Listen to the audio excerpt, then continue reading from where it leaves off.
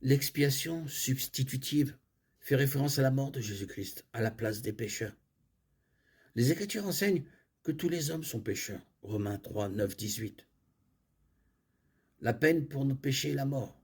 Romains 6, 23 dit car le salaire du péché c'est la mort, mais le don gratuit de Dieu, c'est la vie éternelle en Jésus-Christ, notre Seigneur. Ce verset nous enseigne plusieurs choses. Sans Christ, nous mourrons et passerons l'éternité en enfer en paiement de nos péchés. La mort dans les Écritures fait référence à une séparation. Tout le monde mourra, mais certains vivront au ciel avec le Seigneur pour l'éternité, tandis que d'autres vivront une vie en enfer pour l'éternité. La mort dont il est question ici fait référence à la vie en enfer. Cependant, la deuxième chose que ce verset nous enseigne est que la vie éternelle est disponible par Jésus-Christ. C'est son expiation substitutive. Nous ne pouvons payer le prix du péché que par nous-mêmes, en étant punis et placés en enfer pour toute l'éternité.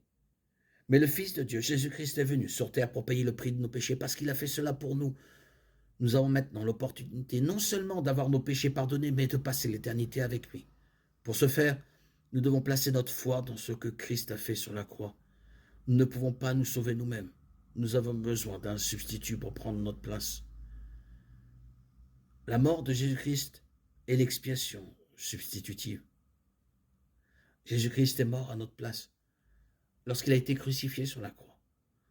Nous méritions d'être ceux qui ont été placés sur cette croix pour mourir parce que nous sommes ceux qui vivent dans le péché. Mais Christ a pris la punition sur lui-même à notre place. Il s'est substitué à nous et a pris ce que nous méritions à juste titre. Celui qui n'avait pas connu le péché, Dieu l'a fait devenir péché pour nous, afin qu'en lui nous devenions justice de Dieu. 2 Corinthiens 5, 21.